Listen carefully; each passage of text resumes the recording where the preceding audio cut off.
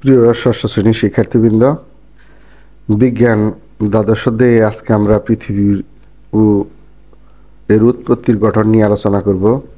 আজকে যেটুকু আলোচনা করব এই আলোচনার মধ্যে প্রশ্ন হলো মহাবিস্ফোরণ কি, পৃথিবী ও মহাবিশ্ব সৃষ্টি সম্পর্কে প্রচলিত ও বিজ্ঞানীদের ধারণা ব্যাখ্যা করো।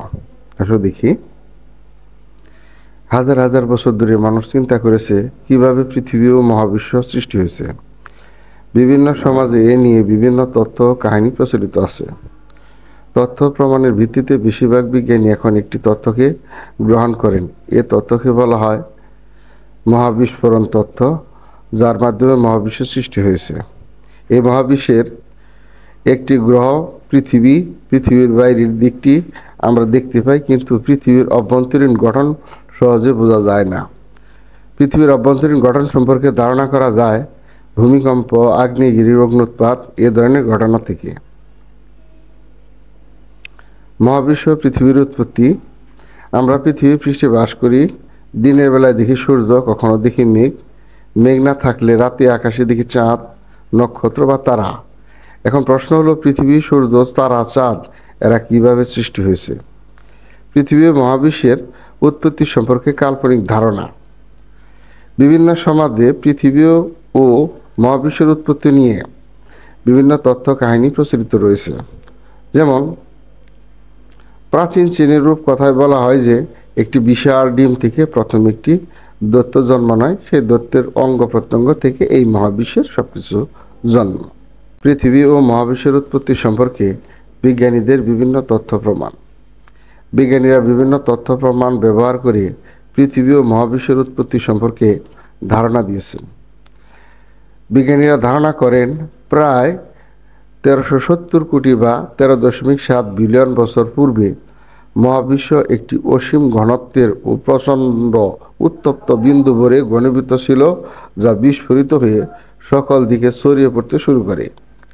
এই বিস্ফোরণকে মহাবিস্ফোরণ বলা হয়। মহাবিস্ফোরণের পর অতি ক্ষুদ্র পদার্থ কণা তৈরি হয়। তারপর ছোট ছোট কণাগুলো কিছুটা ঠান্ডা ও একত্রিত হয়ে জ্যোতিষ্কে পরিণত হয়। এভাবে সূর্য ও অন্যান্য নক্ষত্র সৃষ্টি হয়। একদিকে তখন ছোট ছোট কণা মিলে জ্যোতিষ্ক সৃষ্টি হয়েছিল, একই সাথে তখন মহাবিশ্ব আরও সম্প্রসারিত হচ্ছিল। মহাবিশ্বের সকল শক্তি, পদার্থ, মহাকাশ সবকিছু এই বিস্ফোরণ থেকে সৃষ্টি হয়েছে। ধারণা করা হয় সূর্য যখন সৃষ্টি হয় তখন সূর্য যে ধূলিকণা ও গ্যাস থেকে তৈরি হচ্ছিল তার কিছু অবশিষ্ট অংশ মহাকাশে ধূলিকণার মতো ভেসে বেরিয়েছে। তারপর এখন থেকে প্রায় 4.5 বিলিয়ন বছর পূর্বে এই ধূলিকণা একত্রিত হয়ে পৃথিবী সৃষ্টি হয়েছে। মহাবিস্ফোরণের সমর্থনে প্রমাণ। এই যে মহাবিস্ফোরণ হয়েছে, আসলেও কি মহাবিস্ফোরণ হয়েছে কি না এটার কিন্তু একটা প্রমাণ আছে। সেই প্রমাণটা এখানে আছে। আসলে দেখি, মহাবিশ্ব একটি মহাবিস্ফোরণের মাধ্যমে সৃষ্টি হয়েছে। তার পক্ষে অনেক তথ্য প্রমাণ রয়েছে। এর একটি প্রমাণ হলো মহাবিশ্ব এখনও বিস্তৃত বা সম্প্রসারিত হচ্ছে। মহাকাশের গ্যালাক্সি, ছায়াপথ ও তারাসমূহ একে অপরের কাছ থেকে দূরে সরে যাচ্ছে।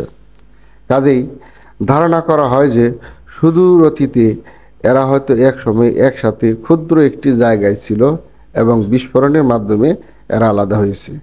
তো প্রিয় শিক্ষার্থীবৃন্দ, আজ এই পর্যন্তই। পরবর্তীতে তোমাদের সাথে দেখা হবে আরেকটি ভিডিও নিয়ে। সে পর্যন্ত তোমরা সবাই ভালো থাকো, সুস্থ থাকো। আল্লাহ হাফেজ।